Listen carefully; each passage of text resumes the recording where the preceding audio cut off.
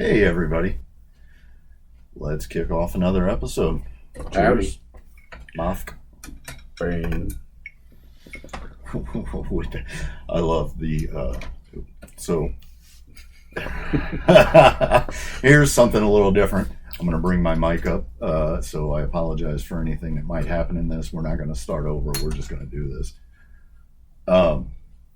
James has a tall boy over there, and since we don't have any paid sponsorships, he used this weird Monster Energy sleeve for it, which, I mean, I guess...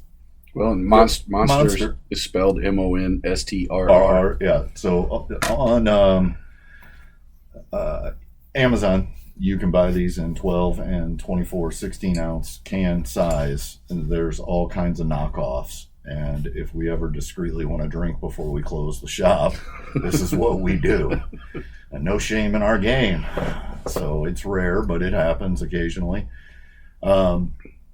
So let's just get right into, what came in this last week that was interesting. One of the things that stands out to me is we got the HasLab Ahsoka's Ghost ship. Out of all the HasLab stuff we've had, especially the big ones, what we had last year, like 4 Galactuses or something like that. We've had a couple others. This is a big one, though. That thing was a beast. It's and huge. It was heavy. It was heavy. And it was sealed, so we didn't actually get to see the ship itself. No. But we had the inner shipper, the outer shipper, and it lasted in the store for all of like 3 hours, I think. Something like that, yeah. Somebody came in with a good trade. But that was one of those trades now, a week later, I'm looking back and I'm like, was that a good choice? Because I've had 3 people ask about that thing. Yeah. And nobody's bought the stuff that got traded. I mean, they're cool items. We've had them before. They will sell, and they have sold. Yeah, that's what I mean. But the Batmobile this time, it was that deluxe model with the figs and the spotlight. Yeah, the bat signal. Yep. And that one I don't believe we've had. Yeah, we've had the fancy Batmobiles, but this one is the upgrade version, and I believe that's the first time. Yeah. And part of the problem might be like the bat wing, just alone on that, with it being sealed. I think some people get sticker shock. I think the last 2 we had on that, they were open. Well, yeah. So it reduces the price, quite a bit, and it helps them move. And that's just one of those items that's so big that you really got to have some dedicated space. Well, I mean, same problem with the Ghost. There's only so many customers for something like that, and that it's not, that ship or this ship. It's any of them that are that kind of size. The stuff I've heard about coming out, or they're even talking about for the Joe Classified line, it's all huge. They're big. They're big boys. And, I mean, that's why we ended up with all those Galactuses over the last year and a half. It was because people bought them, and then when they got them, they were like, oh, no. I didn't expect it to be this big. Well, it's huge. Look, well, no, it showed up, and their wife said, Yeah. I only spent $100, honey, I swear. And then, let's see, another thing that we had a couple, I think they were just at a business next door or something, and came in and talked to you about some comic books that they had. Mm-hmm. And they kind of misunderstood the conversation that you had with them. They said it was a lot of, 60s stuff, but they did mention that it was a lot of Funny Animal. And from the conversation that, basically a lot of that Funny Animal stuff, we just can't move very quickly. Right. It doesn't hold a lot of value, depending on what it is. And so they went through all the comics and just brought us like 8 superhero-related titles, which also makes me wonder, well, are there war books in there too? Well, they since did come back on your day off. Did they? But it was all Archie's. See, that's not what they told us either. And it was just a small stack. From what they were saying, there's hundreds of them. I don't know why they're bringing small stacks in. Got me on that. I mean, they can keep making trips back. That's fine. But that's what they want. So it was, 8 to 10 beater Silver Age books. Nothing of real note except Superman's Girlfriend number 70, the first Silver Age Catwoman. Well, and more often than not, we see a Lois Lane book and go, Yeah. Because Superman doesn't sell. Lois Lane sells even worse, really. Right. But if you got those keys, right, somebody's going to want that. That white cover, that's a tough book. It's dirty, of course. Got a lot of color rub and dinginess to it. I'm going to see what we can do to gussy it up a little bit and, get it out. I'm sure somebody is definitely going to want that book. It'll sell fast. Yeah, it's a Catwoman cover. Right. It's not just an internal appearance. It's the cover. So then the other thing,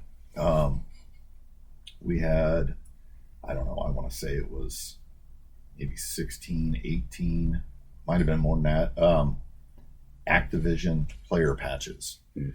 So these are the patches from the 80s when you would play these Activision games.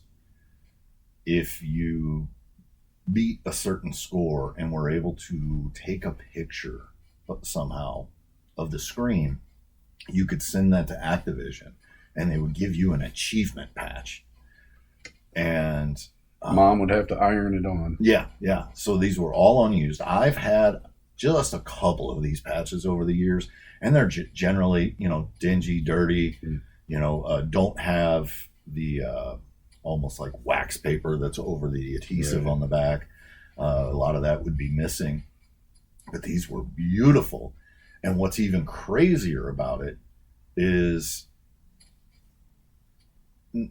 every one of them at least had the instruction letter on how to do it, the little blue card sheet with the instructions.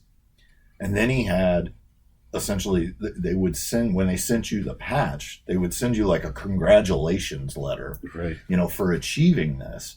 So we had all of that together. Well, considering that they saved everything that came in the envelope when it showed up, I'm surprised they didn't save the envelope, to be honest. So what's funny is, luckily I caught it when this couple brought this stuff in.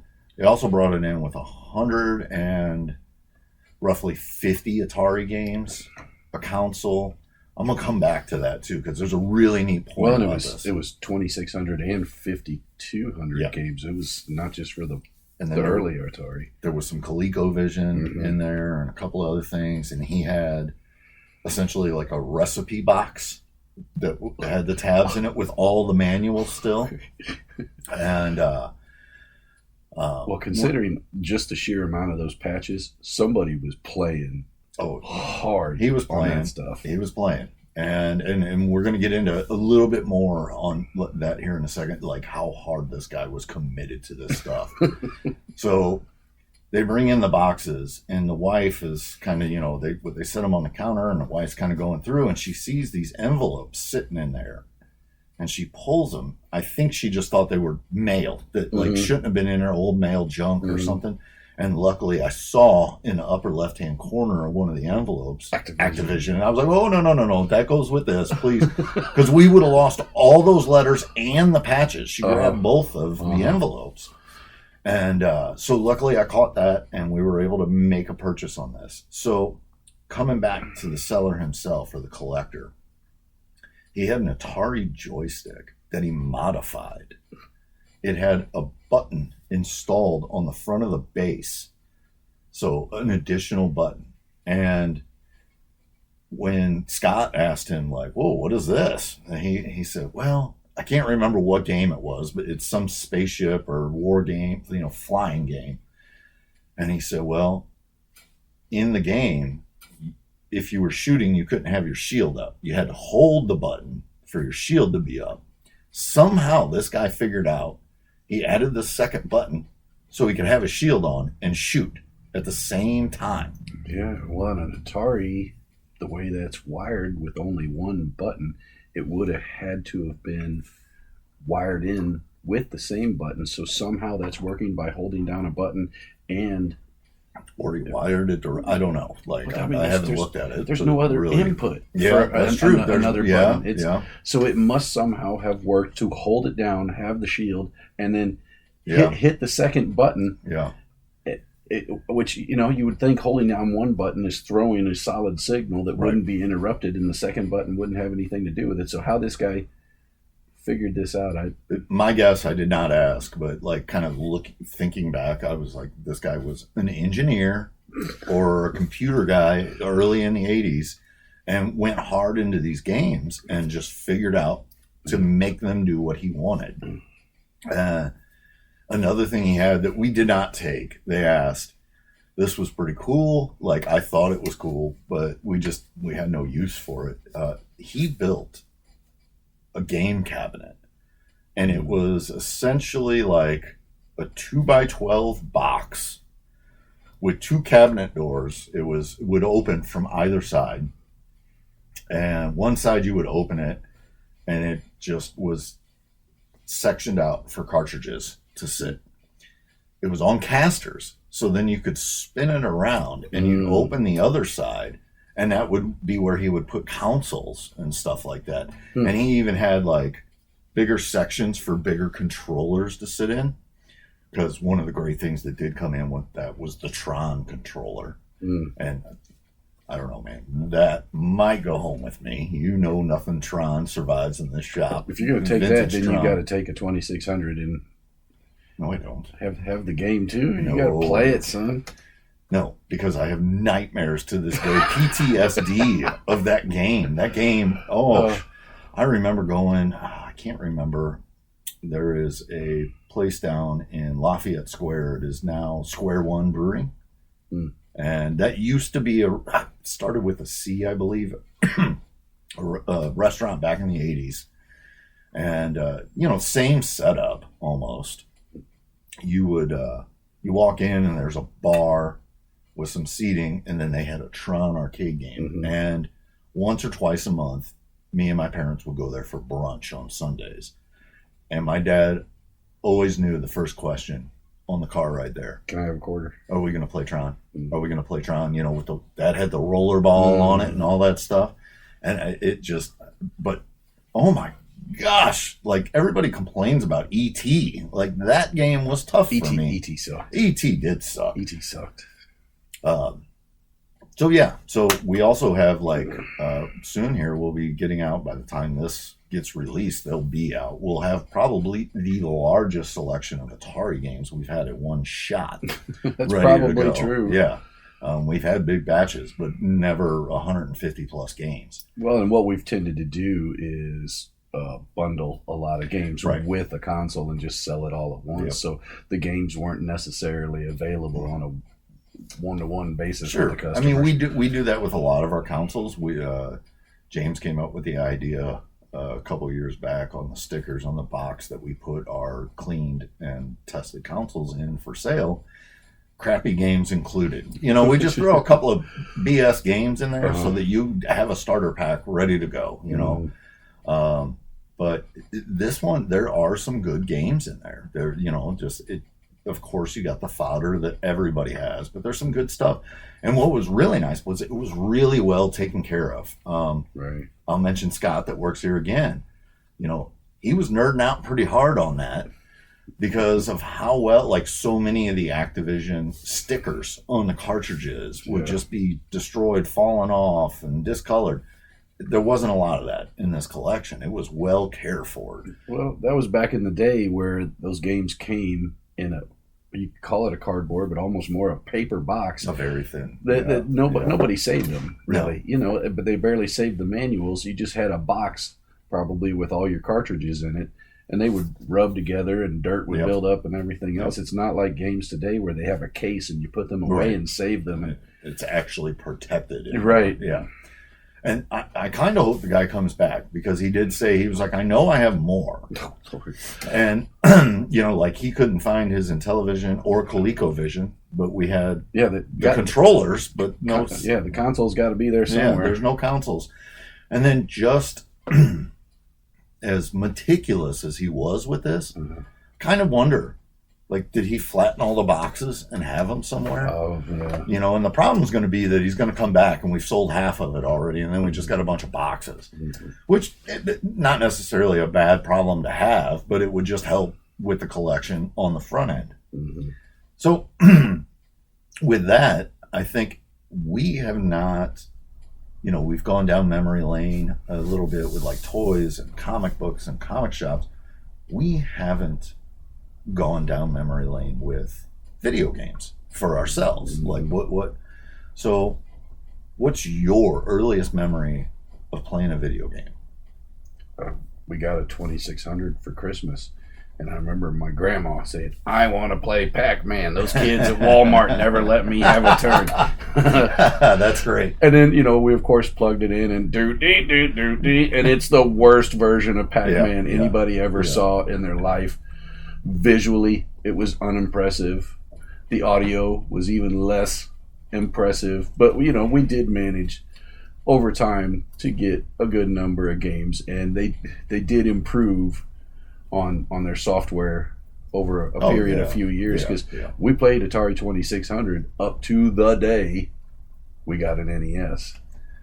Yeah. So for me, I remember a 2600 for sure, and then we had the 52 that followed it, the more sleek model, the Ferrari of Atari, I guess. And I played those things up until I think it was 1991. I finally got a Nintendo. No, kind of late in the game for an NES. Kind of. We were broke, man. We just didn't have that. And when I say kind of, I got a Nintendo. I did get a Nintendo, but here's the story. My mom and her then husband essentially furnished their whole home through Rent-A-Center. And I think it was the only place, I could be wrong, but at the time, Rent-A-Center would sell a Sharp TV, Sharp brand, with a Nintendo built in. It was black, and then it had like 4 feet that stuck out. I thought it was the coolest thing because everybody else's NES controllers were gray and black. Mine were black. They were like murdered out. They were dope. And here's the kind of part. They bought the TV and they were like, oh, we got the Nintendo for you. That daggum TV was in their bedroom. So like I had to play during the day when they weren't in there. And, a few years later it migrated into my room and, got used way more. But I was so far behind on Nintendo. Like all my friends had it. I had a friend that was much better off than we were. Sure. And I would go to his house, and if he didn't already have the game system, this is a throwback right here. We would go to Blockbuster and rent the system. And you remember they would come in those big black plastic boxes, suitcases, and you could take it home, and you'd rent your games and you could play. And it was, at one point, I guess they were weekly rentals, and you could just keep renewing it, right? Something like that. And man, I love going to Danny's house because we would just play everything. He'd eventually fall asleep, and I'd still just be like, well, I'm going to play this system now. That was my first experience with the Genesis when the SNES came out. That was all at his house. I never owned a SNES. I never, the regular Nintendo is where it kind of stopped for me as a kid. Nothing else came my way. Same here. The next console I bought was a PS1 Slim. It was even late in the PS1 era, and it wasn't that I wasn't gaming during that whole time, but I was doing it on a PC. Oh, see, we've talked about this before. I didn't own my first PC until 2003, so I didn't know anything about that stuff. And then that's right around the same time, right around 03, 04, when my youngest was born. I kind of got a hair and was like, I want a video game. I want to play some games.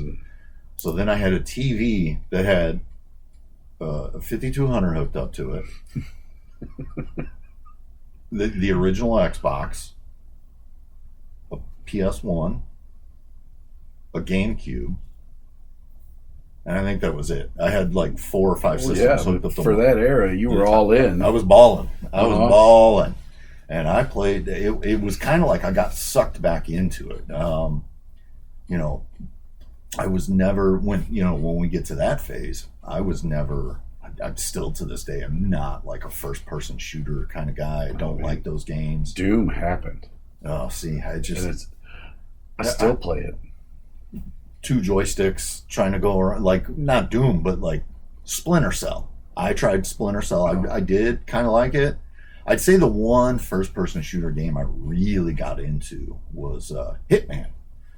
Yeah. Well, see, I learned on keyboard and mouse. Yeah. Well, again, it's a real different way of going keep after flexing it. on me, bro. Gosh. But I mean, it to this day, playing Doom with a controller almost seems weird. It's there's so many pluses to it. Yeah. But it's not native. Mm. And that was, I think we talked about something like this last week. It's just, I have good hand-to-eye coordination, but I don't know what side of my brain doesn't work when it comes to that kind of stuff. Like, I got to move the camera and my guy, and I got to do this and that, and like, it doesn't work. So, what was your favorite game on Atari? Ooh, tough call. What I probably played the most is a half and half Pitfall, the first one, and Moon Patrol. Pitfall and Galaga. Yeah, I didn't have Galaga. Yeah, I'd say I probably would have played it a lot more. My 2 biggest ones, and then Nintendo. Ooh, maybe Contra was up there for me. Tyson's Punch-Out. Oh yes, the original with Mike in it. Yeah. Before they basically wouldn't renew, the rights to his likeness. I did play the heck out of that as well. Then, Spy Hunter I had on NES. Yes, I did love Spy Hunter, and it is considering what I was used to on the 2600 for arcade ports that were all terrible. Spy Hunter on the NES was not that far off for me. That one translated well, and so did Cruisin' USA, I think was one. Yeah, I didn't have that game. I love that because you could drive a Testarossa. I mean, we were watching Miami Vice and crap, so that stuff was awesome. One that did not translate for me, like I loved. I was in a bowling league. I don't even know if this bowling alley is still around down in my old neighborhood where I grew up. It was Western Bowl. And at least twice a week I was there to bowl. And they had the stand-up Paperboy with the handlebars and the pad on it and everything that you could play. And I loved it. And then when I got it on Nintendo, I mean, I probably threw my controller every time. The game was infuriating. It was so maddening, man. No wonder our generation is the way we are. Manic. Video games made us manic. Well, Nintendo games were hard because a lot of them were built like an arcade game in that they would kill you and then it would say game over and you start over again, which, in an arcade that meant you put in another quarter. Right. And we already paid for the game. Yeah, don't make it a little more useful for me. Continue, maybe press start to. I mean, the games that said press start to continue and actually let you pick up where you left off were an incredible blessing because I think about the original set of black box Nintendo games before there was 100 different companies licensing and making games. There was that original set of games, and if you had a Nintendo kind of early on, that was a chunk of what was available. So I had Kung Fu. Oh yeah, and I played that to death, but it was infuriating. Yeah. I mean, just maddening. Well, and I think I went through a phase so my parents were divorced, and my dad's I had the Atari still. I had both of them. We held on to those, and then at my mom's I had that Nintendo, and I remember being at my mom's and in the beginning having 3 games and just getting so mad and trying to nope, this game sucks. I'm going you just get to a point one of them was definitely with that Sharp they did the same thing. You got Mario Bros and Duck Hunter to play with it. And, Mario was one of those games. At first Mario, I was so good up until a certain point, and then I'd get to a boss and just could not get past it. And just, I would lose my mind. And then probably Paperboy, I do believe, was another one. I don't know why I did never ask for a Game Genie. Yeah, I You don't even know that I knew it was really. I'm sure I did. I don't. It just. Well, I mean, as many comic books as we read back then, we saw the ads, right? Yeah, for sure. Yeah, and then, fast forwarding back to an adult, or young adult, I think out of all of those, I mean, I had fun with PlayStation and Xbox, but I think GameCube was the one that really kind of started to suck me into playing again. Yeah. And it was like my favorite game on there was Mario Brothers. We just sold it the other day. Super Mario Star Sunshine, or the beach one. It's a lot I don't know those games that well. Oh man, I played that thing. I never had a GameCube. I was probably threatened with separation for how much, by my ex my now ex from that time, just how much I played that thing. Yeah. I was hooked on it. It was fun. It was such a fun game. And of course, like I said, we put out a batch of GameCube games the other day for sale. That was the first one to go. Like, sure. Somebody beeline straight in here to get it. The first party stuff always, But gosh, during that era, I did have that PS1. I was late to the game, and I wasn't buying new games. I was going to what was called Game Exchange on Lindbergh, close to Lee May Ferry, and buying them used because people were trading them in. And Tony Hawk sucked me in, and then I got when I got Tony Hawk 2, both of them. I mean, I had other games. I didn't play them, and it's why, because every time I turned that thing on, I wanted to play Tony Hawk. I did play Tony Hawk like a ton, and then there was a snowboarding game. I can't recall. I was talking to a customer about it the other day in here, and boy, that was on PlayStation. That sucked me in real hard too. Gosh, I can't remember. SSX. That was one of them. That might be the one I was talking about. Maybe. And then, all right, so like now, so here's the funny thing. How many consoles do you have hooked up at home? Yeah, see, we have problems. Well, I have a 17-year-old boy that's really into it too, so right now... So that's just an excuse for you to be into it more too. Well, it's an excuse to have more consoles hooked up. Right, that's what I mean. So, but yeah, on 2 televisions, if we add it all up, there's a Wii hooked up there in the front room. The fully backwards PS3 is hooked up in there. He's got the hookups for a Switch in there, and then also in the other room, OG Xbox 360, PS4, and Switch, and then that's also where I have the PC hooked up with like 10,000 retro games. The emulator. So I mean, it's almost like having another 15 consoles hooked up, probably. Yeah. But actual consoles hooked up right now that you can just turn on and play, 6, maybe 7. I might be forgetting something. So I have an Xbox One. My wife finally disconnected from our living room maybe a year ago or more, because I just never turned it on anymore. And I mean, that system is so frustrating because you put a disc in and then it might be 45 minutes to an hour before you can actually play it.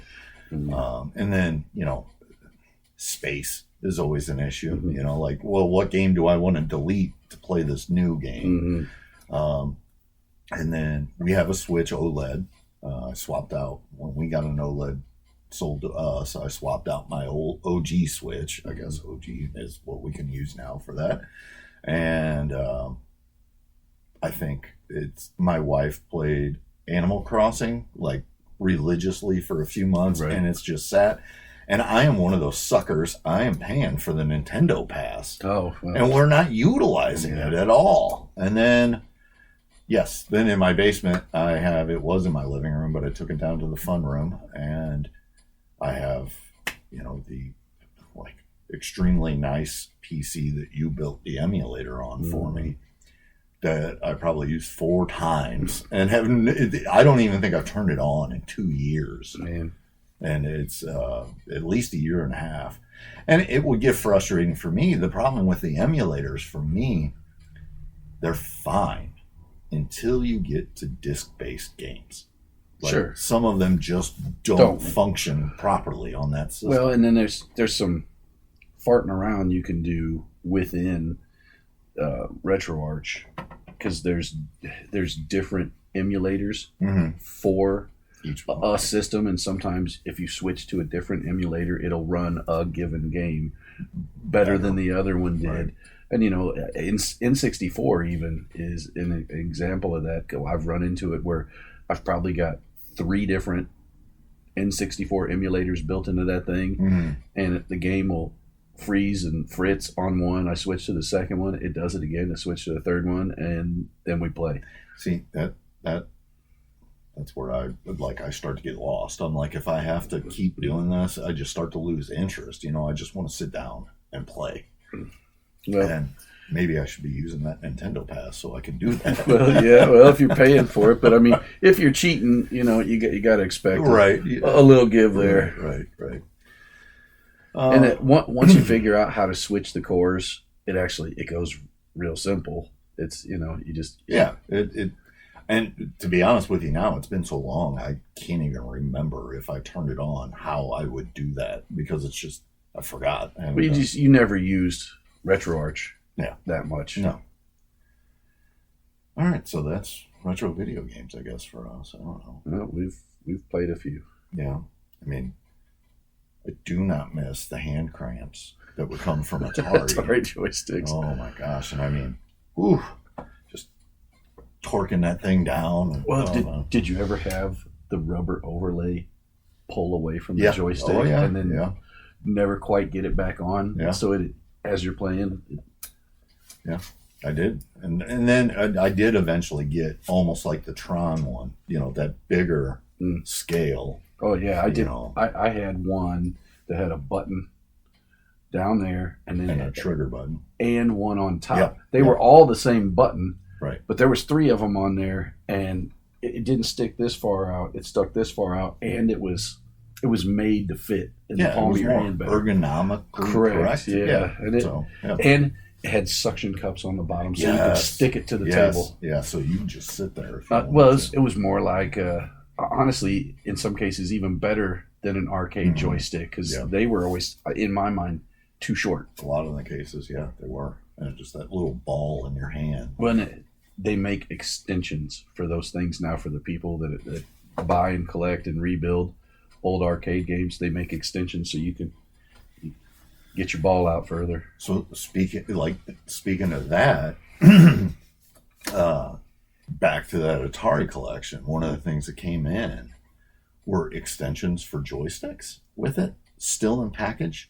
They kind of look like a chess piece, like the pawn, and you would stick it so that you could control it better. I don't know if I remember those being a thing back in the day. I did not know about it, but of course, here we go back to Scott. Shout out Scott. We're going to have him on here eventually. He knew exactly what it was. Of course, nerd. Anyway, I'm just doing that because I know Scott watches this, so I want to rib him a little bit. But he knew exactly what they were, and it was the first time I had ever seen them. And I'm like, why wasn't more of this being done? Why were they building these video games to torture us? Like, it's probably why so many people have what do you call it? The hand. What, an exerciser? No, the surgery people got to have. Oh, carpal tunnel. Carpal tunnel.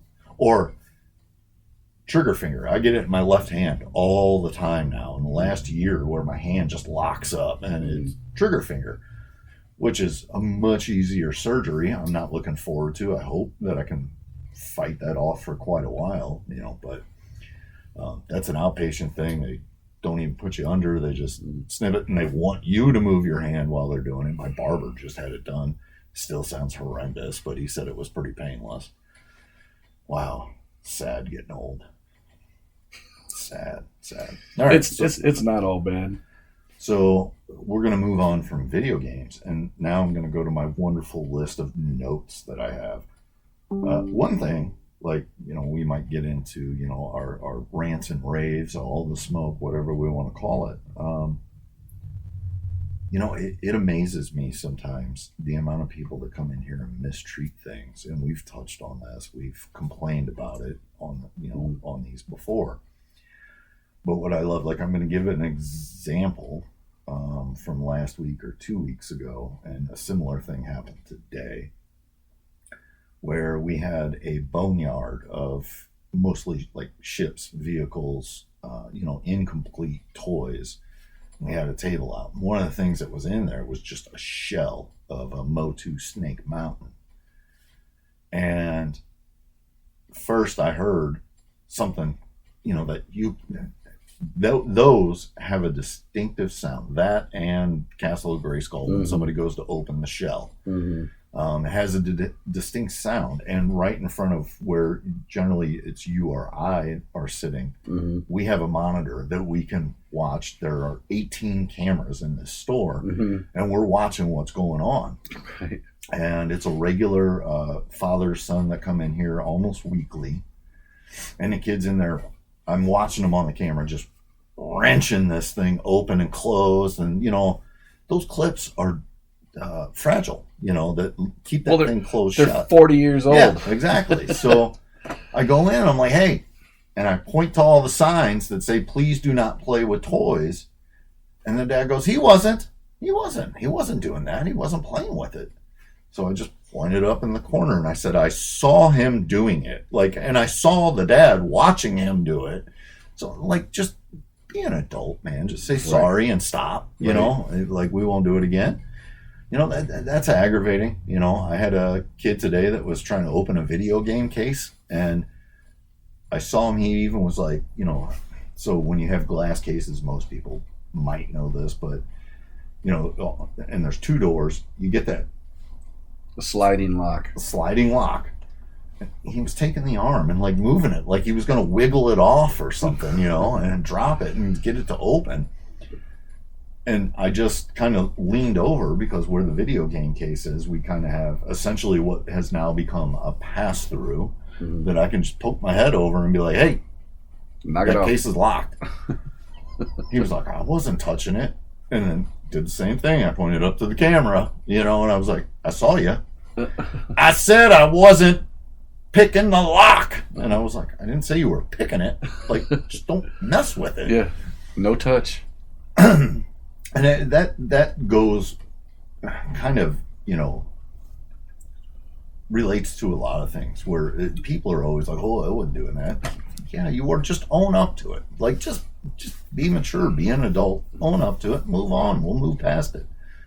A lot of people can't do that, though. And there was, I don't think we've talked about it on any of these podcasts, but we had a younger couple in here, and I saw them roughing up our raw 50-cent books and some of the dollar stuff, and I wasn't nasty. I asked them not to do it, and I even showed an example of what was happening and how to make sure you don't do it. And almost immediately she went out to the car, and then he came up to ring out, and then they left. And what was weird is they've never come back, and they were in 3 times that week. Right. And have never come back because we said, please. It wasn't anything rude. Right. I was here. I heard the whole conversation. There was no aggression or anything. It was like, hey, guys, can you please be mindful of this? And I think she went outside to cry. I don't know. It was weird. It was really weird. And all right, that's a perfect segue into my next little, to another topic off my magical list here on my phone. What might that be? Well, just because it's cheap doesn't mean you can treat it and we're gonna bonk that, but that has been going on so much, and that's twofold. There's 2 parts to that. Okay, so our 50-cent books get abused. We talked about that on a recent episode about the one guy that destroyed them, and like I got the shakes because my blood pressure went up so much, and I probably should have had you ring them out. But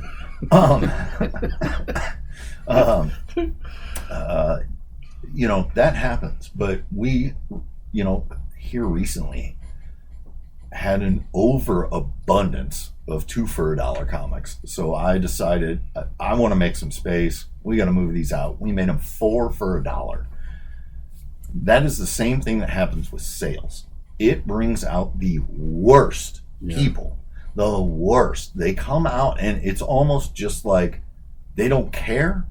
I had somebody at one point, this goes back a couple years ago, but I'm like, hey, can you maybe take care of, treat this stuff better? I still have to sell it. Uh-huh. And the guy said to me, well, they're only a quarter. And I said, are you buying them all? Mm-hmm. Because you're manhandling them, and I still have to sell them. Yeah, you're making it hard for us to get that quarter from somebody else. Right. Yeah, it's cheap. Doesn't mean you can destroy it. When you bent the whole book in half, or you rip the cover, rip the cover off because and you hear guys slamming them down, and then all this stuff, and then let's go ahead and talk about the perfect situation that happened a week and a half ago. We had 2 guys drive. I'm not going to say where they were from, but they drove 4.5 hours. 6? Is it 6? Okay. 6. From a gambling city somewhere, and drove here to go through our quarter books. One of them was perfectly fine. He didn't even he left for a while and left his buddy here. The other guy wanted to go through we were throwing him out at close. I was giving him warnings, at 6:30, I started telling him, hey, we close in a half an hour. You got to get this stuff. Throughout the whole day, I don't understand why people do this and think it's all right, not only just to the store owner, but to other collectors that might come in here throughout the day and try to shop, where he's pulling stuff out, and he's got it spread over 30 boxes, 3 tables, and it's just spread. In stacks. In stacks. And then at one point, he's taking the books under the table, and he takes 2 and stacks them up, and then puts a 3rd one on top of it to block the whole aisle so he can flip through. So that's kind of hard to describe, vocally. But, over...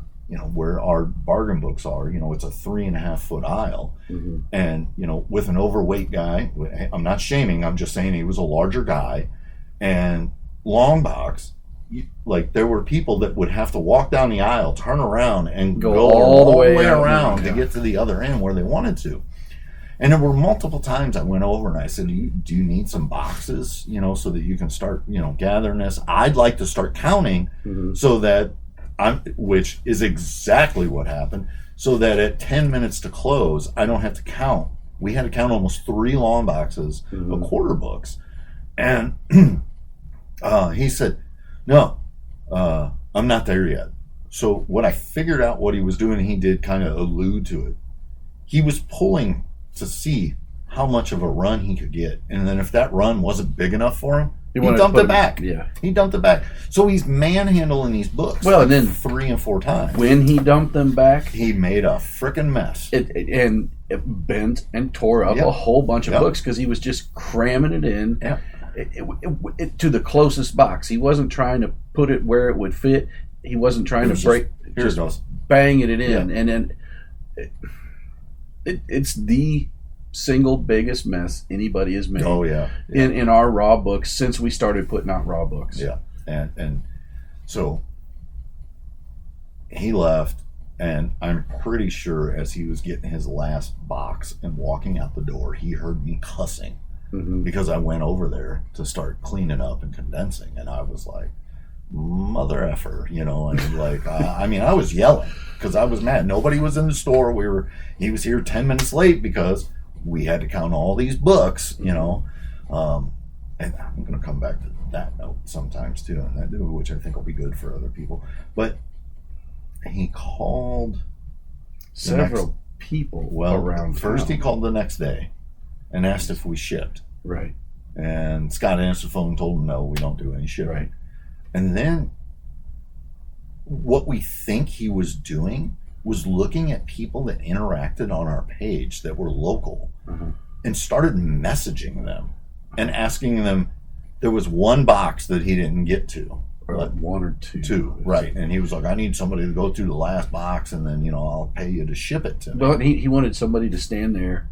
FaceTime him. And FaceTime him and flip through the box so he could look through it. Right. And we found this out because one of our friends called the store and said... Close friend of the shop. Yeah. Hey, this guy is trying to get me to come do this thing or help him find somebody that will. And I was like, you got to be kidding me. It's for quarter books? Yeah. And I was just so taken aback that, number one, they'd already made that trip that they made to come buy quarter books. Yeah. But then to get that crazy about seeing those last boxes. And then he called back again here to the shop. This time you answered the phone. Yeah. Well, and he found somebody, I guess, that was oddly willing to come FaceTime him. And number one, what he didn't understand is we'd already resituated all of those boxes. We had to condense, And so whatever he didn't look at, there was no way to track that. No. But number two, we already decided no more soup for you. Right. You're done here. No soup for you. 3 years. Yes. No more STL comics for you. So I stepped outside with the phone. I didn't sit up here at the desk. I went outside and I gave it to him. I mean, I didn't curse at him or anything, I don't think. Well, and the way you proposed it to me was like, look, this isn't just for us, but you shouldn't be treating any kind of you need shop to like re-examine how you are to other people's merchandise. And the ironic part is when they walked in the door, I think I was in the bathroom. And he said to me, I'm going to make a mess. And we just kind of took it as sarcasm. Why wouldn't we think that's a joke? You're just going to tell me you're an awful person up front. Like, it doesn't make any sense. I don't know. Maybe that's how they do it down there. Well, maybe this is how he is everywhere he goes. But I guess we're maybe the first ones that stood up to him and said, oh, hell no. And I think that's a big thing. A lot of shops will just tolerate crap if you're spending money. And, Yeah, but you're also losing money. You're costing me money. Yeah. You're costing me money. Oh, man. See, during that conversation, there were two things that I was like, oh, these are going to be great. These are, like, there were 2 points. They're gone. I forgot them. Totally forgot them. So, I mean, that's one thing. Just people doing that. Oh, well, that was a thing. Why? I don't understand. So many collectors, they will go through these bargain boxes, and I'll see them. They'll pull a short box, a long box, and then they get their phone out and start looking at what they need and putting the majority of it back. Like somebody's going to steal it out from under them or something. Like, just do it while you're doing it, Right. And here we go. There's the other point. I don't think that when it comes to closing at a shop like this, that people understand, like, especially on our long days where we're here till 7 p.m. Well, I've been here since 9:30 in the morning. Right. We've been here for 9.5, 10 hours. There's some days that both of us will even get in earlier than that. Right.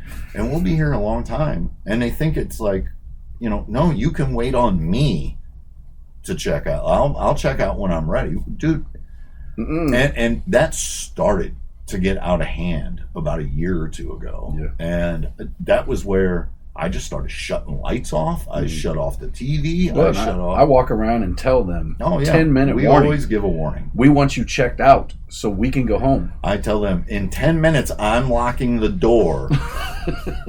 Oh, all right. So then we're going to move on. What are we looking like time-wise over there? Oh, we're pert near. Okay, so here's a subject I wanted to talk about.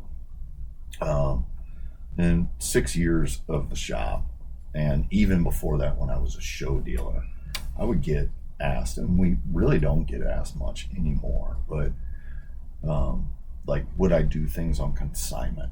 Would I take a collection? Now, I'm not going to say that if somebody brought me the right blue chip key or handful of keys, then I'm not going to take those on consignment. We'll do that. And we'll do that, for certain stuff. But we've seen, and I don't understand, there's a lot of shops that do it. They take consignment. And I'm not going to knock anybody for making that decision. That's their decision. That's what they want. I'm going to talk about why we don't. One is I can afford to buy your collection outright. Mm-hmm. I would rather. Mm-hmm. Two, percentages can get weird with that, especially if I got to rebag your collection. Mm-hmm. I got to price it. Mm-hmm. I got to count all the pages. I got to market it. I got to sell it. And we have to keep track of it's their stuff versus our stuff. That's where are we going to put it? With our POS system, our point of sale, that's easy to do. There is a way to do that. But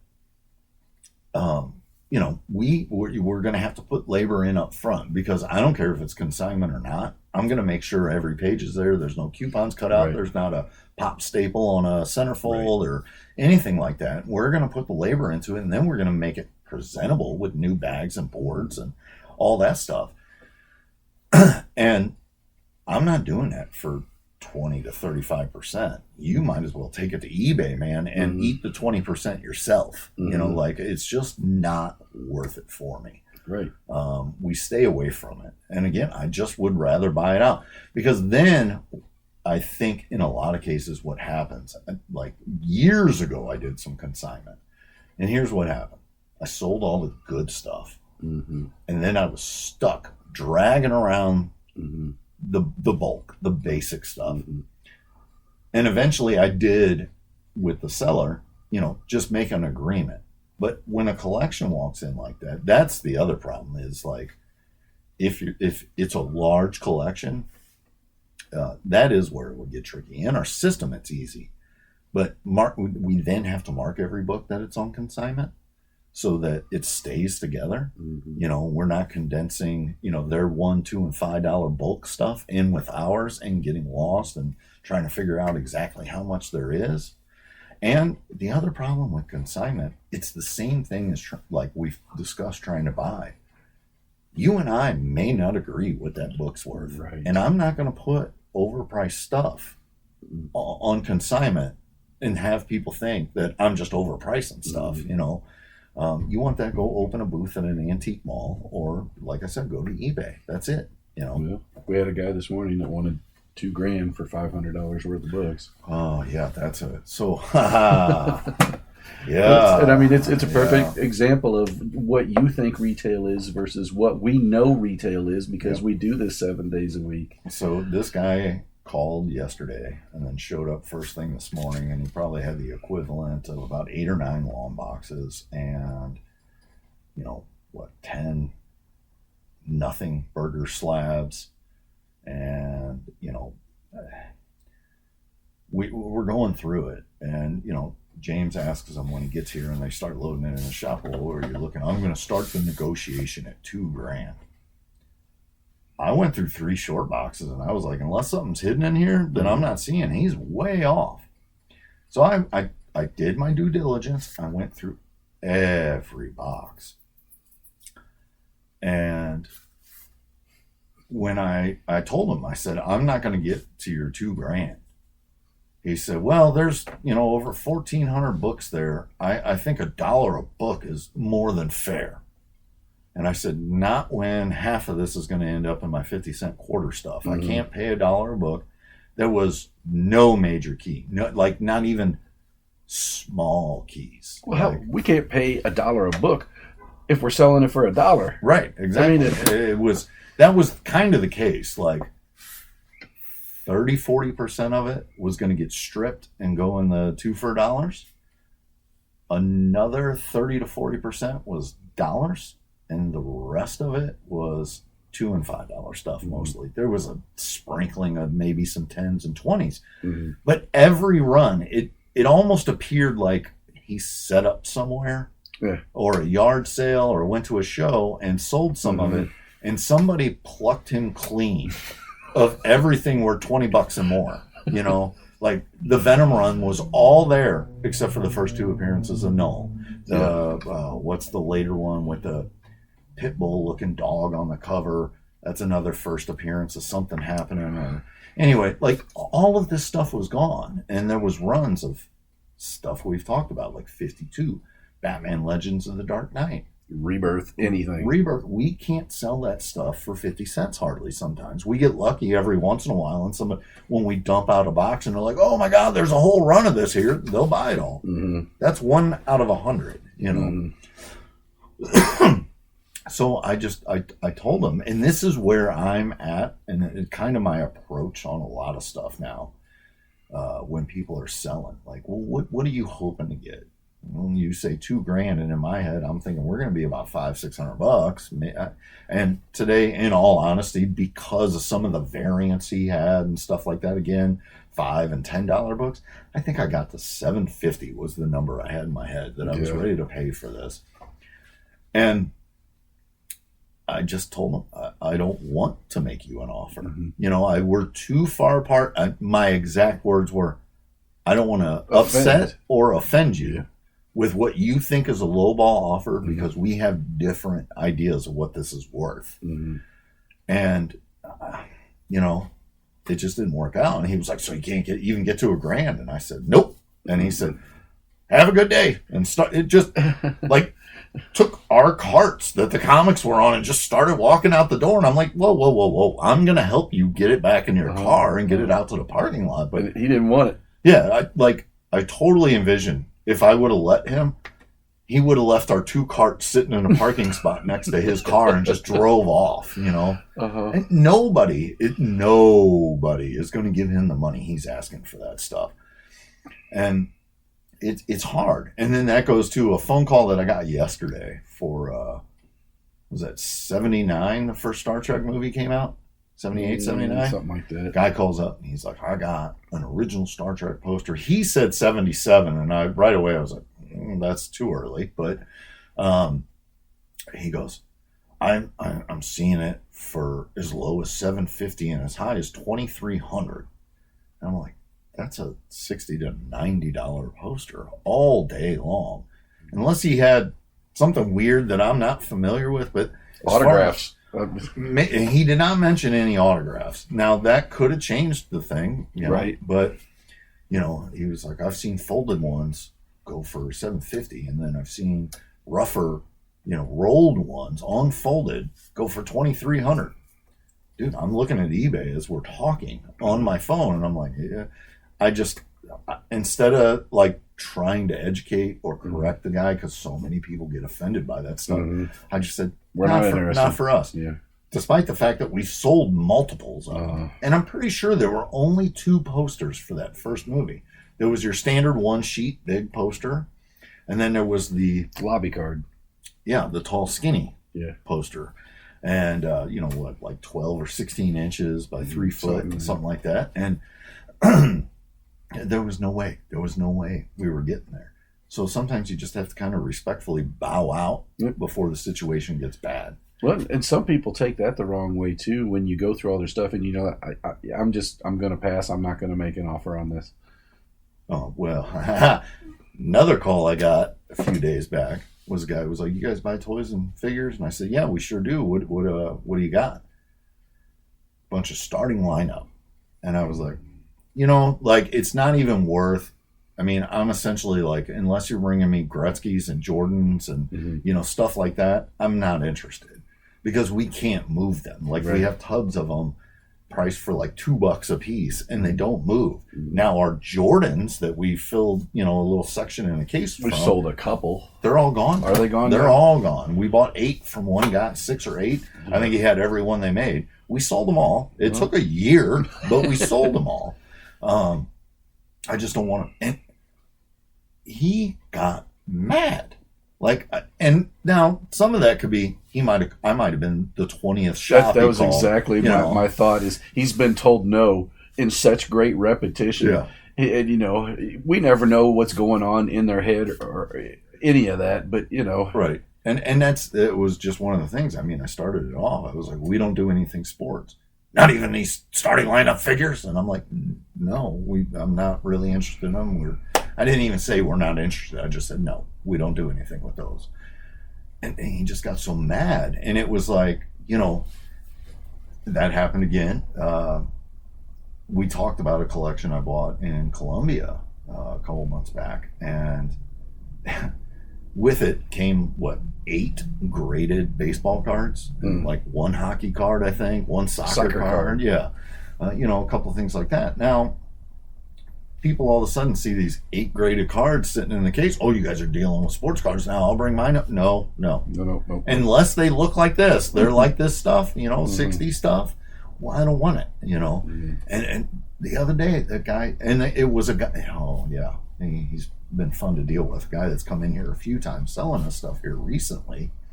The deals always work out, but he had to ask me like 4 different times about bringing his baseball cards up, and then I got hockey and football, even less on those. I don't want the hockey and football cards. We don't want that. He's like, but you got them right here. We don't. Those were part of a bulk deal. I bought an entire. It was comic books, toys, video games, and that handful of cards. And we didn't even know they were there. Well, right? I did. I did. Yeah, okay. Yeah, I did. I actually sat down and priced them. And usually, I would have just said, "We don't want these." I would have left them behind. Yeah. But they were graded, and they were true vintage stuff. Right. So I took the time to look them up, and I was like, I think because that is kind of what you and I have always talked about. Well, like, if somebody says, would you guys look at my baseball cards? Is it 1880 to 1970? If they're pre-72, we're probably going to take a look at them. Yeah. We'd be interested because we know we can move that stuff. But even then, there's limitations. I'm not going to open a whole eBay store to start moving your collection. And, like if you got 10 or 100, few hundred great cards, like good quality cards that we can sell for $5 to $100 and something, sure, I might take a look at those. But I don't want your 3,500 card box of, 90s upper deck stuff. So 5,000 count box of 87 tops. Yeah. Wood panel borders. And then it amazes me that when we get into the sports cards, that people don't understand that the whole Lloyd era cards hold no value anymore. It's junk wax. McGuire rookie card, and nobody cares anymore. Nobody wants that stuff. We don't want his starting lineup figures either. It's just all trash now. Nobody wants it. And I don't know. I think I've complained enough this evening. Yeah, we can save some for next time. Yeah. So I think we're good. We will say thank you guys once again, and we will see you next week. Have a good night. Cheers.